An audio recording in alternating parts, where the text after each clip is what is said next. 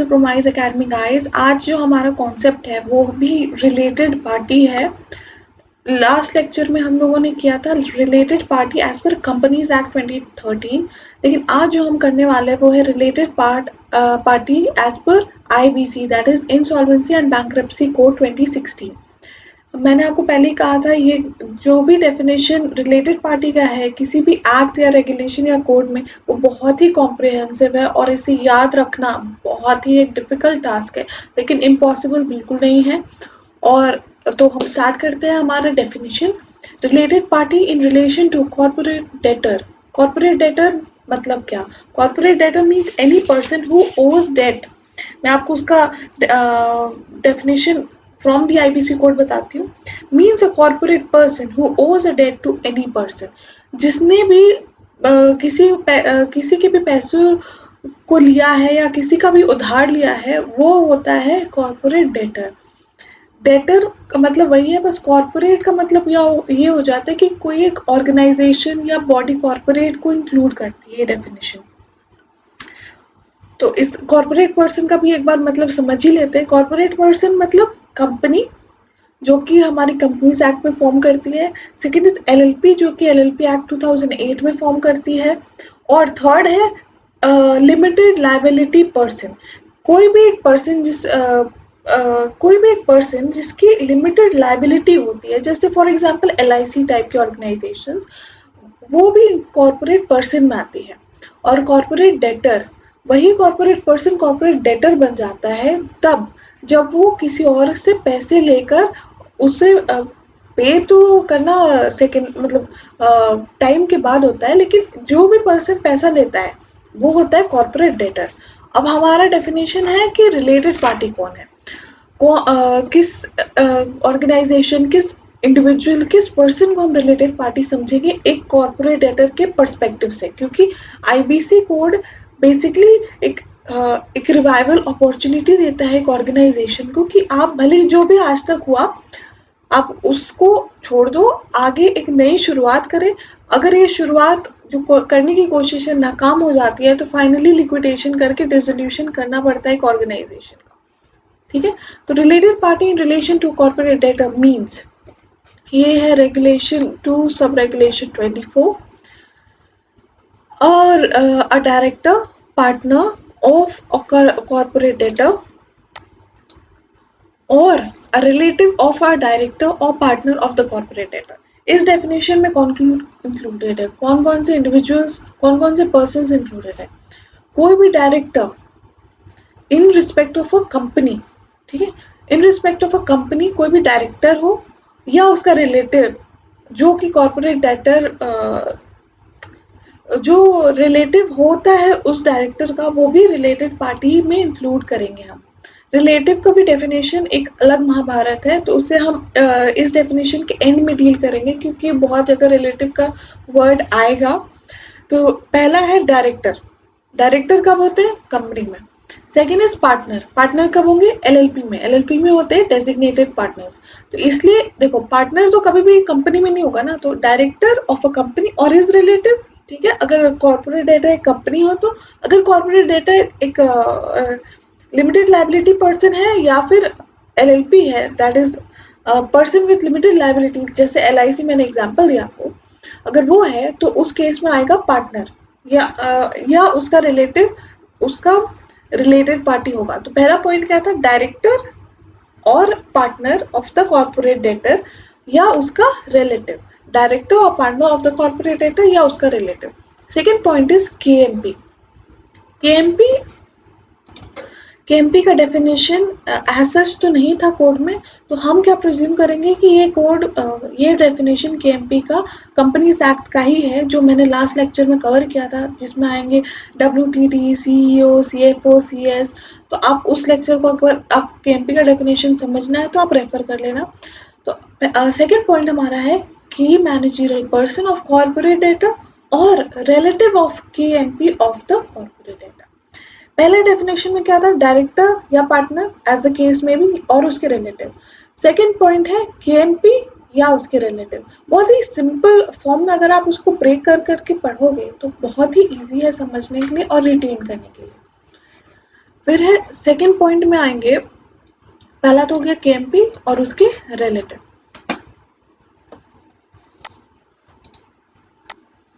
Third point में है LLP और a partnership firm in which director, partner, manager of corporate data or his relative is a partner। LLP पहला जो है, LLP हमारे related party होगा या फिर एक पार्टनरशिप फर्म हमारी रिलेटेड पार्टी होगी कब?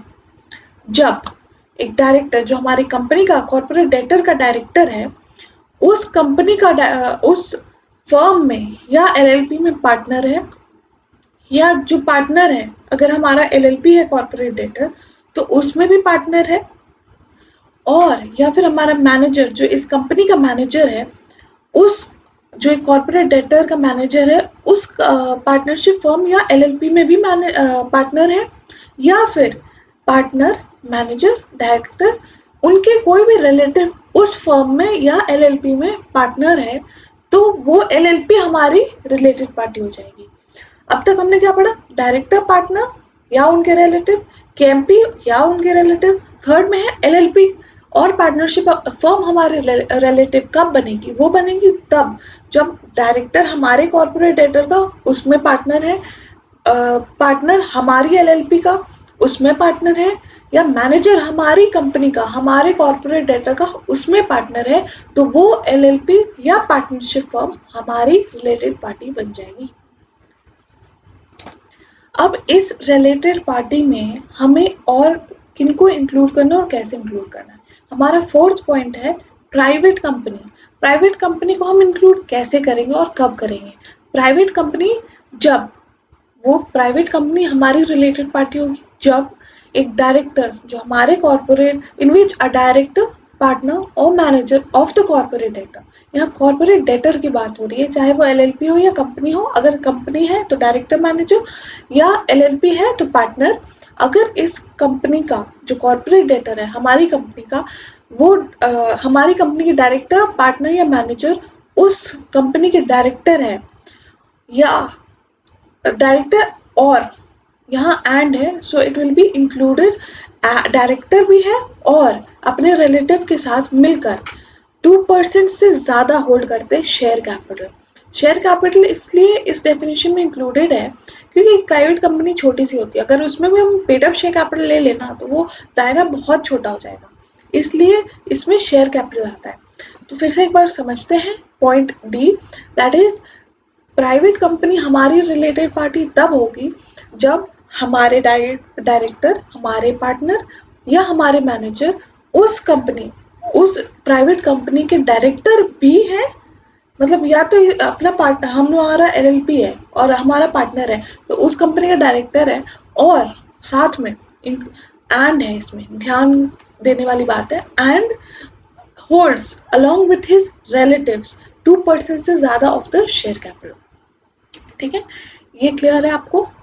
Private company in which the director, partner or manager of the corporate debtor is a director and holds along with his relatives more than 2% of the share capital। ये चीज ध्यान देने वाली है कि इसमें शेयर कैपिटल है और इसमें पेड अप शेयर कैपिटल है, वो भी आपको समझ आ जाएगा जब आप एक नहीं 2-3 बार पढ़ोगे, तब आपको ये चीजें याद रहनी शुरू हो जाएगी। हमारा फिफ्थ पॉइंट है पब्लिक कंपनी। अब हम पब्लिक कंपनी को अपना रिलेटेड पार्टी कैसे समझे?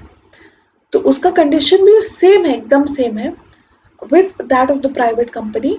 उसमें बस ये है डिफरेंस कि इसमें पेड अप शेयर कैपिटल है ना, और उसमें सिर्फ शेयर कैपिटल है। देखो, क्योंकि पब्लिक कंपनी बहुत ही बड़ी ऑर्गेनाइजेशन होती है जनरली, तो इसमें जो कैपिटल होते हैं, अगर हम उसका पेड अप शेयर कैपिटल की जगह सिर्फ कैपिटल ले लें, शेयर कैपिटल टोटल, तो वो बहुत ही, मतलब बहुत लोगों को एक्सक्लूड कर देगी, मटेरियल लोगों को एक्सक्लूड कर देगी, जिसका नुकसान हो सकता है कॉर्पोरेट डेटर को।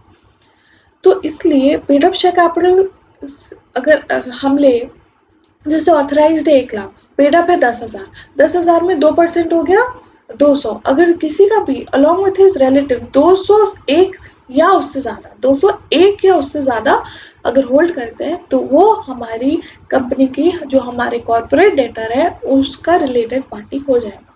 ठीक है, फिर sixth point is any body corporate. Any body corporate whose board of directors, managing director or manager in the ordinary course of business acts in the advice, direction or instructions of a director, partner or manager of the corporate debtor. Sixth point हमारे सामने ये आया है कि देखो पहले तो हमने एलएलपी को इंक्लूड कर दिया, पर्सन्स को इंक्लूड कर दिया, पब्लिक प्राइवेट सबको हमने इंक्लूड कर दिया. अब बारी आता है जो ऑर्गेनाइजेशंस कंपनी फॉर्म में नहीं है या फिर एलएलपी फॉर्म में नहीं है, तो उसे हम इंक्लूड कैसे करें. तो ये सिक्स पॉइंट आया है कि कोई भी body corporate is very big definition जिसमें एओपी, बीओआई बहुत सारी चीजें आती है. तो कोई भी बॉडी कॉर्पोरेट जिसके हुज, ये वर्ड बहुत ही इंपॉर्टेंट है और इस वर्ड का रेलिवेंस मैंने आपको लास्ट लेक्चर में भी समझाया था जिसमें रिलेटेड पार्टी का definition as per companies act हमने डिस्कस किया था. हुज बोर्ड ऑफ डायरेक्टर, मतलब हमारी बोर्ड ऑफ डायरेक्टर की बात नहीं हो रही, उस कंपनी की, उस बॉडी कॉर्पोरेट की board of directors, managing director या मैनेजर. ठीक है, board of director, managing director या मैनेजर कोई भी एक अगर हमारे जो नॉर्मल कोर्स ऑफ बिजनेस में है हमारे कॉर्पोरेट डेटर के डायरेक्टर, पार्टनर या मैनेजर के एडवाइसेस, इंस्ट्रक्शंस या डायरेक्शंस को फॉलो करता है तो वो बॉडी कॉर्पोरेट हमारी रिलेटेड पार्टी हो जाएगी. एक बार फिर से, एनी बॉडी कॉर्पोरेट, उस कंपनी की बात हो रही है. ठीक है, अब देख पा रहे हो उस कंपनी की बात हो रही है, और वो कंपनी को हम अपना रिलेटेड पार्टी कैसे समझें. तो इसमें आता है कि रिलेटेड पार्टी वो कंपनी हमारी तब होगी जब उस कंपनी के मैनेजर, डायरेक्टर या फिर मैनेजिंग डायरेक्टर, ठीक है, बोर्ड ऑफ डायरेक्टर या manager, sorry pardon me, board of director, managing director या मैनेजर उस कंपनी, उस बॉडी कॉर्पोरेट के अगर हमारी कॉर्पोरेट डेटर की डायरेक्शंस को फॉलो करती है, हमारे डायरेक्टर के डायरेक्शंस को फॉलो करती है अगर वो बॉडी कॉर्पोरेट, तो वो हमारी रिलेटेड पार्टी हो जाएगी. अगर हमारे पार्टनर, अगर हम एलएलपी हैं तो अगर हमारे पार्टनर के डायरेक्शंस को फॉलो करती है तो वो हमारी रिलेटेड पार्टी हो जाएगी. अगर हमारे manager of the corporate debtor के डायरेक्शंस को फॉलो करती है तब भी वो बॉडी कॉर्पोरेट हमारी रिलेटेड पार्टी हो जाएगी. अब आता है seventh point, that is G. Any limited liability partnership or partnership firm whose partners or employees in the ordinary course of business acts on the directions or instructions of the director, partner or manager of the corporate debtor. तो इस point में include हमने किसको किया है, देखो पहला वाला जो एलएलपी का पॉइंट था ना उसमें था कि अगर हमारा ही डायरेक्टर या मैनेजर या जो अगर हम भी एलएलपी है तो पार्टनर, तो वो उस कंपनी में भी पार्टनर है. ठीक है, तब वो एलएलपी हमारी रिलेटेड पार्टी हो जाएगी, तब वो पार्टनरशिप फर्म हमारी रिलेटेड पार्टी हो जाएगी. लेकिन इस केस में अलग है, थोड़ा अलग है. इसमें क्या है कि लिमिटेड लायबिलिटी पार्टनरशिप और पार्टनरशिप फर्म जिसमें हम जिसके partners, employees in the ordinary course of business हमारे डायरेक्टर, पार्टनर या मैनेजर के एडवाइसेस पर अगर वो एक्ट करते हैं तब वो हमारी एलएलपी या पार्टनरशिप फर्म हमारी रिलेटेड पार्टी हो जाएगी. अपने आपको क्लियर है? एक बार हम फिर से रिपीट करते हैं. जी पॉइंट में ये है कि वो एलएलपी या पार्टनरशिप फर्म जिसके पार्टनर या एम्प्लॉइज हमारे कॉर्पोरेट डेटर के डायरेक्टर और पार्टनर या मैनेजर के इंस्ट्रक्शंस को फॉलो करते हैं इन ऑर्डिनरी कोर्स, मतलब रोजमर्रा के कामों में, तो वो एलएलपी या पार्टनरशिप फर्म हमारी रिलेटेड पार्टी हो जाएगी. H point is any person on who, देखो इसमें इंक्लूड क्या है, एनी पर्सन, मतलब अगर ऊपर से ऊपर वाले पॉइंट्स में कोई छूट गया है, जैसे कोई इंडिविजुअल, इसमें बेसिकली कवर किया गया है इंडिविजुअल को. कोई भी इंडिविजुअल अगर हमारे कोई भी इंडिविजुअल के डायरेक्शंस पर हमारे डायरेक्टर, मैनेजर या पार्टनर accustomed to act, मतलब habituated to act, मतलब करते हैं in normal course of business, अगर हमारे डायरेक्टर फॉलो करते हैं तो वो पर्सन हमारा रिलेटेड पार्टी हो जाएगा. आपको क्लियर है? आपको डिफरेंस समझ आ रहा है? पहले वाले 2 केसेस में था एफ एंड जी में कि हमारे डायरेक्शंस को वो फॉलो करते हैं, लेकिन एच पॉइंट में है कि उनके डायरेक्शंस को हम फॉलो करते हैं। अगर उनके डायरेक्शंस को हम फॉलो करते हैं तो वो पर्सन हमारा रिलेटेड पार्टी हो जाएगा।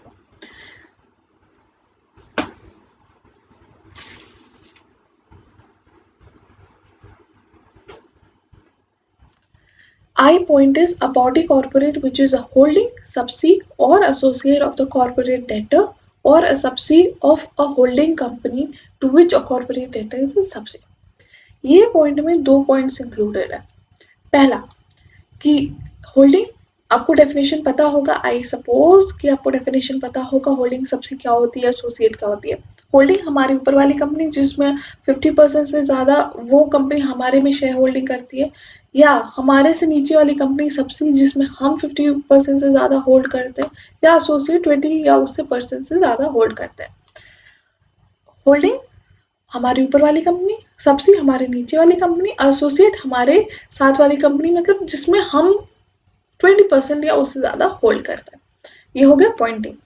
और इसमें है सबसी ऑफ होल्डिंग, उसकी सबसी, मतलब हम भी हमारे कॉमन होल्डिंग है, कॉमन होल्डिंग है तो हम जिसकी सबसी है, जो हमारी होल्डिंग कंपनी है, उसकी सबसी कोई और भी है, तो वो सबसी भी हमारी रिलेटेड पार्टी हो जाएगी। मतलब अगर रिलायंस इंडस्ट्रीज एक होल्डिंग कंपनी है, तो उसकी जो जियो है, या फिर अगर हम टाटा का एग्जांपल लें तो उसमें टीसीएस है, ऑटोमोबाइल सेक्टर है, तो एक मेन ऑर्गेनाइजेशन है, उसके ये पार्ट्स हैं। तो जैसे भले ये देखो अलग अलग फील्ड्स में काम करते हैं, लेकिन फिर भी ये ऑर्गेनाइजेशन एक दूसरे के रिलेटेड पार्टी हो जाएगी, क्योंकि कॉमन कंट्रोल है, एक ऑर्गेनाइजेशन जो कॉमन है दोनों में। Any person who controls more than 20% voting rights of the corporate data on account of ownership or a voting agreement, 20% से ज़्यादा अगर कोई इंडिविजुअल या पर्सन होल्ड करता है हमारी ऑर्गेनाइजेशन में, तो वो हमारा रिलेटेड पार्टी हो जाएगा। पहला वाले में था पर्सन को इंक्लूड करने का क्राइटेरिया था डिसीजन मेकिंग, मतलब हमारे उनके डायरेक्शंस को हम फॉलो करते हैं, लेकिन इस केस में है हमारे वोटिंग राइट्स होल्ड करते हैं, तब वो हमारे रिलेटेड पार्टी हो जाएंगे। Any person on whom corporate data controls more than 20% of voting rights on account of ownership, पिछले केस में था कि वो हमारे में 20% होल्ड करता है, इस केस में है कि हम उनके में 20% होल्ड करते हैं, तो वो हमारे रिलेटेड पार्टी हो जाएंगे। Finally, we are heading towards the end of the definition. It will take almost 20 minutes to complete the whole definition. Only with respect to the corporate data in relation to corporate data. Related party 24A जो हमारा definition वो related to an individual है, वो अलग महाभारत है, लेकिन काफ़ी हद तक सेम है, तो it will be easy। जो मैं इस वीडियो में कवर नहीं करूँगी, वो नेक्स्ट वीडियो में कवर करूँगी मैं। तो let's get started. L point is any person who can control the composition of board of directors or corresponding governing body of the corporate data. Any person who can control the composition, मतलब appoint remove करने का अधिकार अगर किसी को भी है हमारे बोर्ड ऑफ डायरेक्टर्स को या करस्पॉन्डिंग गवर्निंग बॉडी, क्योंकि पार्टनरशिप एलएलपी में बोर्ड ऑफ डायरेक्टर्स नहीं होते हैं, तो it is the composition of governing body, उसमें गवर्निंग बॉडी होती है। अगर उसे अपॉइंट रिमूव करने का हक है अगर किसी ऑर्गेनाइजेशन को या किसी पर्सन को, तो वो पर्सन हमारा रिलेटेड पार्टी हो जाएगा। Any person who is associated with the corporate data on account of, इसमें 3 कंडीशंस दी गई है, अगर तीनों कंडीशन में से कोई भी अगर फुलफिल होता है तो वो person will be are related party. इस डेफिनेशन से अब तक आपको समझ आ गया होगा। First condition is participation in policy making process of the corporate data. Second, having more than 2 directors in common between the corporate data and such person. Third, interchange of managerial person between corporate data and such person. First point है participation in policy making process of the corporate data. इसमें ये चीज़ें को include किया गया है, उस person को इंक्लूड किया गया है जो हमारे की डिसीजन मेकिंग में participate करता है, such person shall be included in the definition of related party. Second point is having having more than two. This is important. Having more than two directors in common between the corporate data and such person. अगर दो से ज़्यादा, three or more, let's say three or more, क्योंकि when we are near our exams, तब हमें सिर्फ ये याद रहता है टू, तो फिर हम लिख देते हैं टू और मोर, विच इज रॉन्ग. थ्री और मोर हम इस तरीके से याद करेंगे, थ्री और मोर डायरेक्टर्स इन कॉमन. अगर दोनों के बोर्ड पर इसमें कंपनी को बेसिकली टारगेट किया गया, अगर दो कंपनी के बीच में, हमारी एक कॉर्पोरेट डायरेक्टर है और दूसरी कंपनी कोई और है, तो उसके बीच में अगर दो डायरेक्टर से ज़्यादा, तीन या उससे ज़्यादा डायरेक्टर कॉमन है, तब भी वो कंपनी हमारे रिलेटेड पार्टी हो जाएगी. And third point is interchange of managerial personnel between corporate data and such person. अगर interchange मतलब दोनों के बीच में changes होती है कि हमारे डायरेक्टर वहाँ पे जाके काम करेंगे, या मैनेजरियल पर्सन या KMP वहाँ के KMP हमारे ऑर्गेनाइजेशन में काम करेंगे, तब वो person will be are related party. इससे मेरे को प्रॉब्लम क्या है कि देखो, थर्ड पॉइंट में आपको ध्यान देने वाली चीज़ क्या है, इंटरचेंज. मतलब हम भेजते तो वो भी भेजते हैं. It's not one way traffic, it's two way traffic. तो अगर दोनों तरफ से आदान प्रदान होता है तो it will be termed age related party.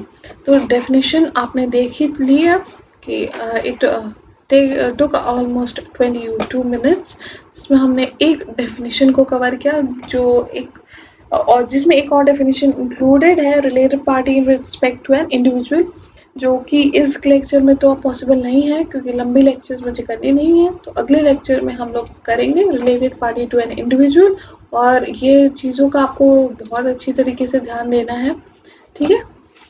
और हमारा एक पॉइंट रह गया, दैट इज रिलेटिव. तो मैं आपको बोल देती हूँ, रिलेटिव का मतलब क्या. अगर बहुत आसान शब्दों में समझा जाए तो रिलेटिव मीन्स एनी पर्सन, मतलब 2 लेवल ऊपर एंड 3 लेवल नीचे. आपको मैं एक बार उसका लिस्ट बता देती हूँ, आप सुन लो.